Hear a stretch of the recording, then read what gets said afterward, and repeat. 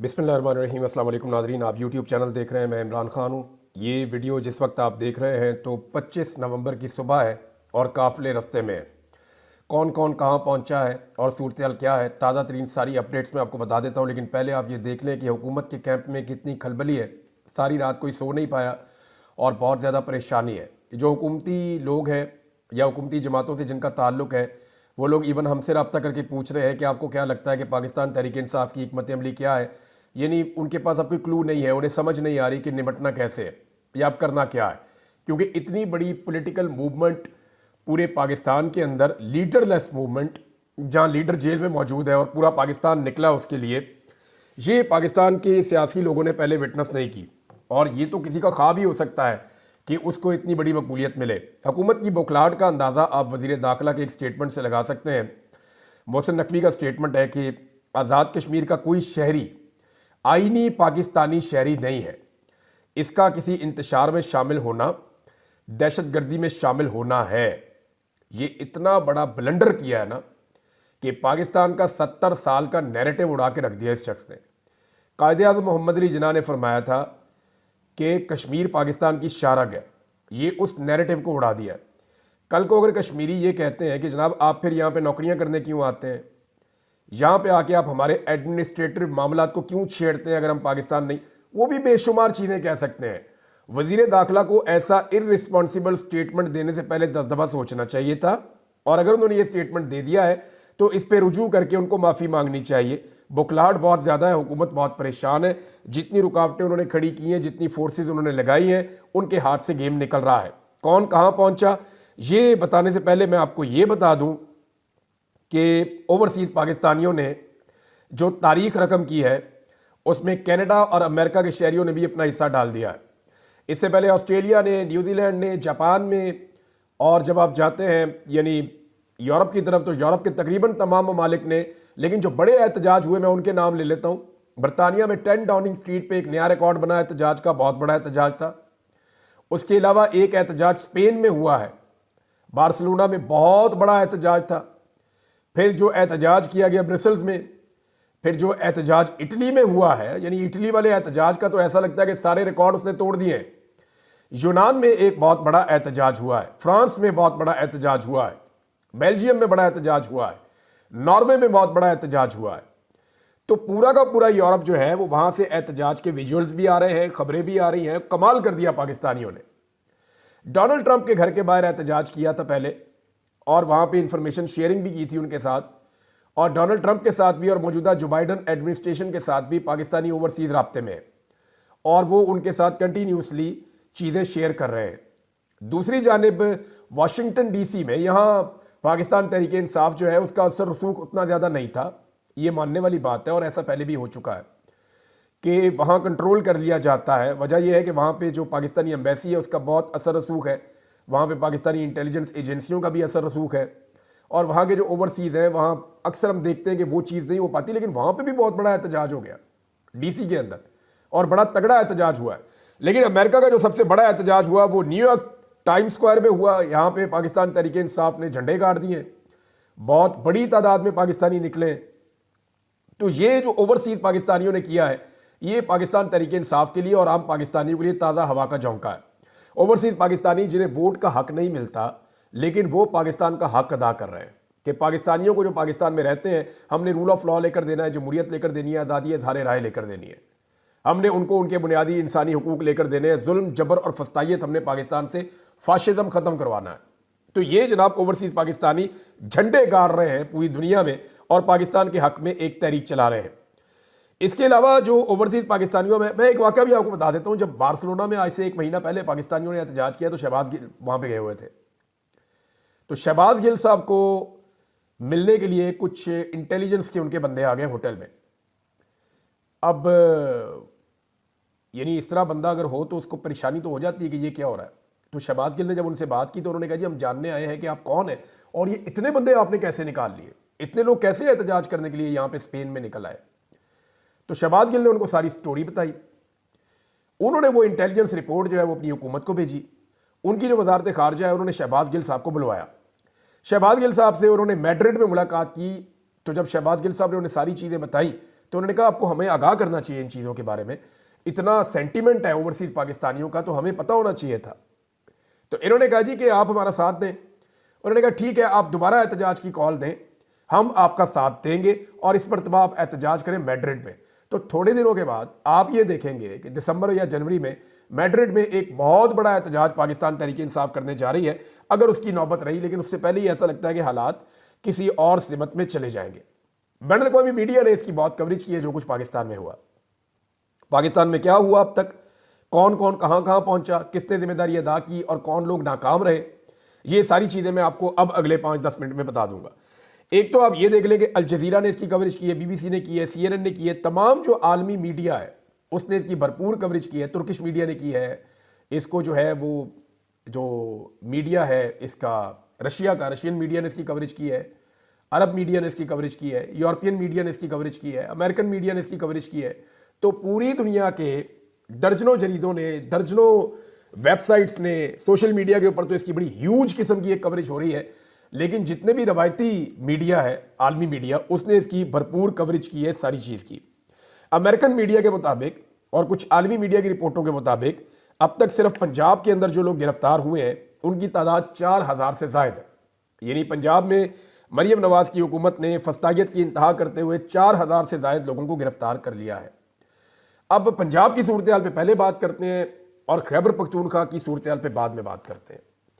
रावलपिंडी और इस्लामाबाद को आप नज़रअंदाज नहीं कर सकते। वहाँ के लोगों ने पहले तो सारा दिन थकाया पुलिस को, दौड़ें लगवाई, आंसू गैस की शेलिंग होती रही और बदतरीन शेलिंग रावलपिंडी की तारीख की पहली मरतबा बहुत सारे लोगों ने मुझे बताया कि हमने देखी है। लोगों के घरों के अंदर भी शेल मारे पुलिस ने, आबादियों के अंदर शेल मारे पुलिस ने कि लोग अपने घरों में भी ना रह सकें, ये इलाका ही छोड़ के लोग चले जाएं, यहां तक किया गया वहां पे। लेकिन लोगों ने बड़ा मुकाबला किया, बार बार निकल कर आते थे, मुकाबला करते थे और फिर रात लेट नाइट लोग वापस चले गए। लोगों को ये पता है कि अभी हमने कल फिर निकलना है। ये टेस्ट मैच है, बल्कि टेस्ट मैच नहीं है, एक टेस्ट सीरीज है जो अभी चल रही है, ये T20 नहीं है। इन्होंने इमरान खान को लेकर जाना है और ये इसी नीयत के साथ आ रहे हैं।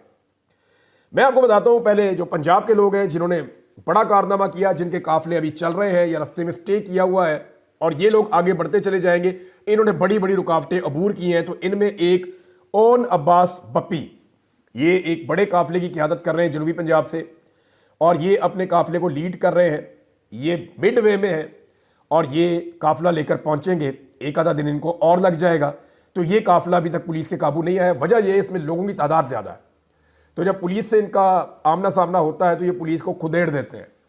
लिहाजा ओन अब्बास बप्पी का एक काफिला रस्ते में। हामिद रजा काजमी साहब, इनका जो काफिला है वो भी बड़ा तगड़ा है, वो भी रस्ते में है। कुछ काफिले जनूबी पंजाब से पहुंचे हैं सरगोदा में और सरगोदा में रात गुजारने के बाद वो वहां से निकलेंगे।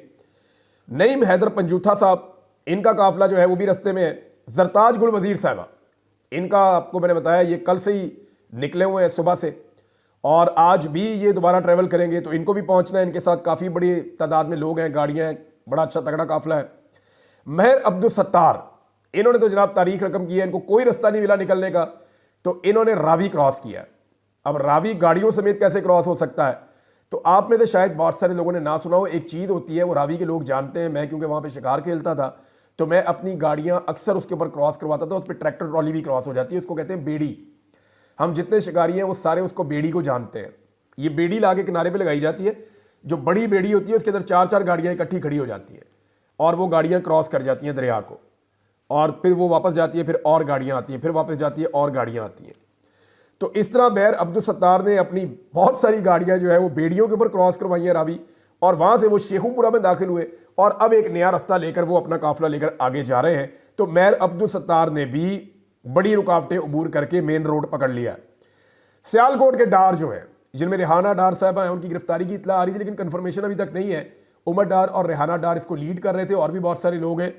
तो ये काफिला भी रास्ते में है और ये भी कोशिश कर रहे हैं कि किसी तरह पहुंचे। कसूर के अंसारी जो है उनका एक बहुत बड़ा काफिला है, उसके बारे में बताया जा रहा है कि वो भी जोर लगा रहा है, वो वापस नहीं गए लोग। शब्बीर कुरैशी और इनके साथी ये जनूबी पंजाब से निकले हैं। ये एक काफिला और है, इसने एक जगह पे भी पड़ाव किया हुआ है और ये भी पहुंचेगा। मियाँ वाली से उमैर नियाजी का एक बड़ा काफिला था और मियाँ वाली के वैसे बहुत सारे काफिले थे।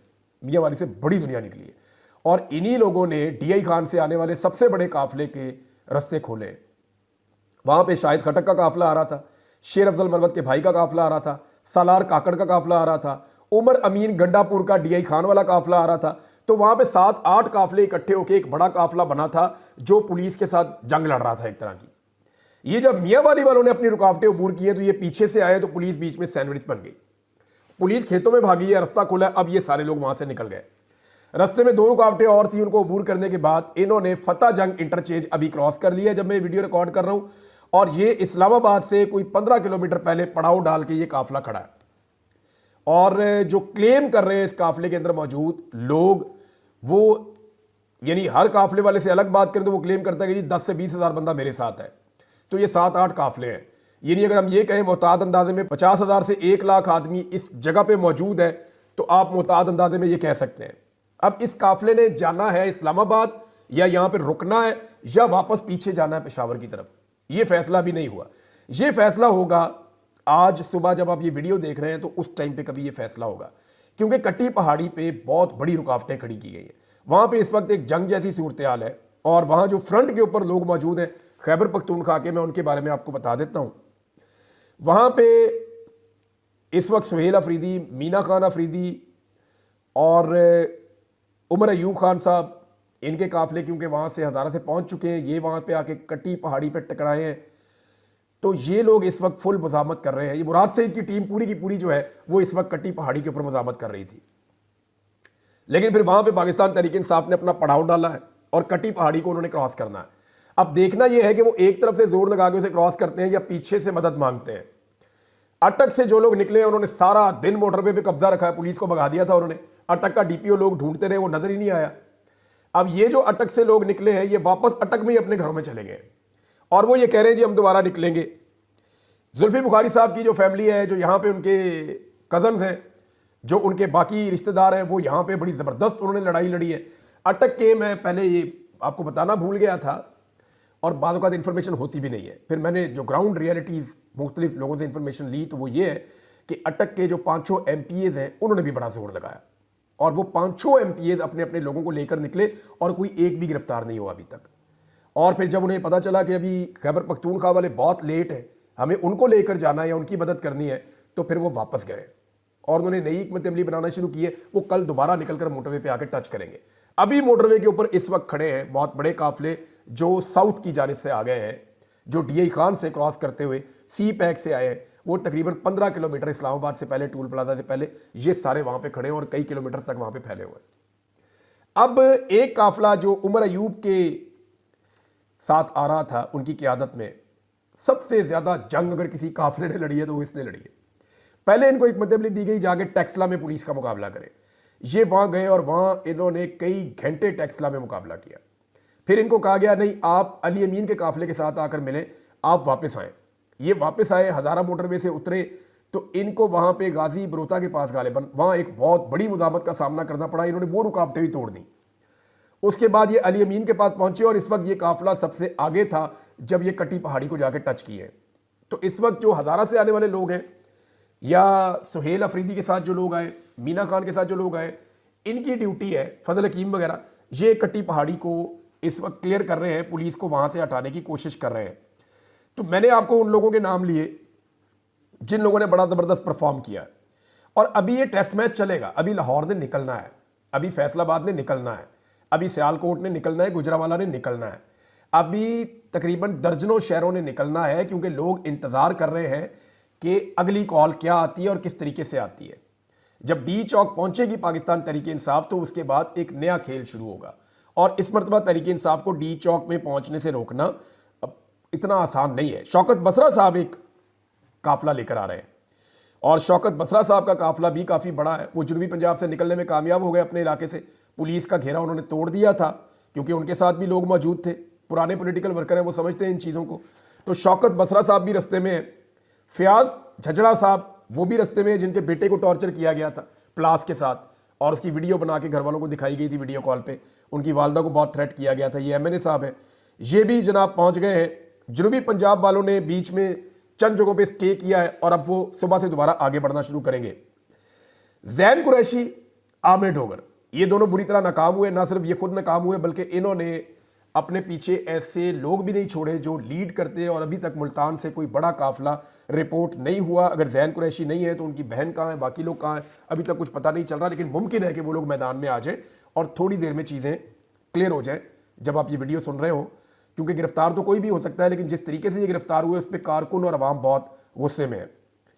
बीसियों नाजरीन ऐसे गुमनाम हीरोज़ हैं जिनके अभी नाम इसलिए नहीं ले रहे हमने बल्कि आपस में हम डिस्कस कर रहे थे नामों का, तो हमने ये फैसला किया कि अभी उनके नाम नहीं लेंगे क्योंकि सारा टारगेट उनको किया जाएगा। और ये गुमनाम हीरोज़ ने कमाल किया। लेकिन एक आदमी का मैं नाम लेना चाहूँगा। इस आदमी का पाकिस्तान तहरीक इंसाफ से ताल्लुक़ कोई नहीं है, ये एक इनकलाबी शायर है सिर्फ।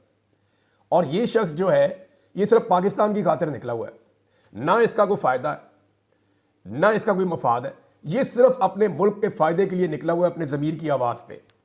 ये निकलता है जहाँ पे लोग थकते हैं और हारने लगते हैं तो ये उनको शायरी सुनाता है और उनको अपने शेर सुना के उनका खून गरमाता है और उनको वापस मैदान में लेकर आता है। ये आदमी लगातार कई दिनों से लोगों को मोटिवेट कर रहा है, कभी बाज़ारों में, कभी दुकानों पे, कभी ढाबों पे, कभी चाय के अड्डों पे, हर जगह पे ये आदमी जाता है और लोगों से मिलता है। जितनी इसने कंपेन की है इस तहरीक के लिए उतनी शायद पाकिस्तान तहरीक इंसाफ के अच्छे खासे लोग नहीं कर पाए। इसका नाम है अहमद फरहाद।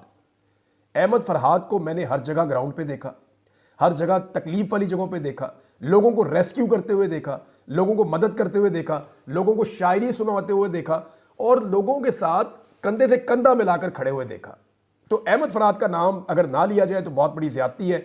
लेकिन एक बात बड़ी क्लियर है कि मुराद सईद का जो असर है और मुराद सईद का जो एक अपना पार्टी के अंदर पूरा एक ग्रुप है नौजवानों का, वो आज भी मुझे ऐसा महसूस हुआ कि खैबर पख्तूनख्वा से आने वाले लोगों में सबसे ज़्यादा एक्टिव वही लोग हैं।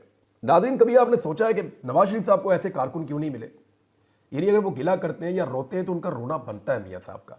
उनका कारकुन आराम मांगता है, खाना मांगता है, चीज़ें मांगता है, पैसे मांगता है, फ़ायदे मांगता है, लेकिन मियाँ साहब के लिए ऐसी कुर्बानी नहीं देता। आप अंदाज़ा करें ना, अभी 24 घंटे हो गए लोगों को अपने घरों से निकले हुए, आंसू गैस के शल भी खा रहे हैं, खाना भी ठीक तरीके से नहीं मिला, नींद भी पूरी नहीं हो रही, फिर भी वो घर नहीं जा रहे। वो पाकिस्तान की आवाज़ बने हुए और पाकिस्तान के लिए लड़ रहे हैं। ये जो 24 करोड़ पाकिस्तानियों का मुकदमा है वो ये लोग सड़कों के ऊपर खड़े होकर लड़ रहे हैं। ये लोग चंद लाख ज़रूर होंगे लेकिन ये पूरे पाकिस्तान का मुकदमा लड़ रहे हैं और पूरे पाकिस्तान से इकट्ठे होकर पहुंचे हैं। ओवरसीज़ का नाज़रीन मैं आपको बताना भूल गया कि कनाडा में भी बड़ा अच्छा एहतजाज हुआ है, बड़ा ज़ोरदार तरीके से उनकी पार्लियामेंट के बाहर खड़े होकर ओवरसीज़ पाकिस्तानियों ने एहतजाज किया है। नाज़रीन, एक चीज़ और जो मैंने महसूस की है वो ये है कि नौजवान जब रुकावटें अबूर करते हैं तो वो आगे आगे भंगड़े डालते हैं। मैंने कुछ जर्नलिस्ट ने उनसे बात की, लड़कों से, मैंने कहा ये क्या हो रहा है? उन्होंने कहा इमरान भाई ये इमरान खान को लेने आ रहे हैं, इनकी पूरी पक्की नीयत है कि ये इमरान खान को छुड़वा के ले जाएंगे। मैंने कहा यार हाउ इज़ इट पॉसिबल? तो उसके कानूनी नुक्ते भी होंगे। उन्होंने कहा जी इनको कुछ पता नहीं है, ये इमरान खान को लेने आ रहे हैं, ये पुलिस को भगाते हैं, रास्ता खोलते हैं, आगे जाके भगड़े डालते हैं कि हम अपने लीडर के मजीद करीब पहुंच गए, हम इमरान खान को लेकर वापस जाएंगे। उनके दिमाग में ये चीज़ बैठी हुई है जो लोग आ रहे हैं। अच्छा, इमरान खान कैसे छूट सकते हैं इसका कानूनी रास्ता भी है, मैं आपको बताता हूँ। 27 तारीख तक ये लोग पहुंचेंगे इस्लामाबाद में, 26 को या 27 तक पहुंचेंगे, क्योंकि इसमें टाइम लगेगा। आज 25 है, हो सकता है आज और करीब पहुंचे, 26 को हो सकता है वो पहुंच जाए डी चौक में, और 27 की सुबह इमरान खान साहब की रिहाई हो सकती है। इसलिए कि वो जो 8 केस जिनमें इमरान खान साहब की गिरफ्तारी डली हुई है, उन 8 केसेस की जो तारीख डली हुई है वो 27 तारीख है और वो लाहौर में लगा हुआ है केस।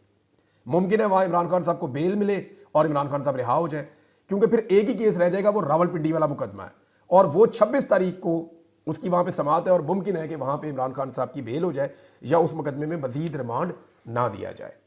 तो इस तरह इमरान खान साहब बाहर भी आ सकते हैं, लेकिन अगर वो बाहर आए तो ये किसी दबाव या डील का नतीजा नहीं होगा, ये एक्चुअली दबाव लोगों ने डाला होगा इंसाफ के हुसूल के लिए। क्योंकि इमरान खान को अगर अभी छोड़ा गया तो ये ऐन इंसाफ का तकाजा होगा, क्योंकि आपने 1.5 साल अंदर रख के उस आदमी से आप कुछ नहीं निकाल सके, सारे झूठे और बोगस मुकदमे जो उसके ऊपर किए गए और पूरी दुनिया में इनके खिलाफ आवाज़ उठ रही है। तो नाज़रीन, ये अब तक की इतलात थी, मैंने आपके साथ शेयर की है, बाकी चीज़ें आपको दोपहर को बताते हैं। अब तक के लिए इतने, अपना ख्याल रखिए, अपने चैनल का भी। अल्लाह हाफ़िज़।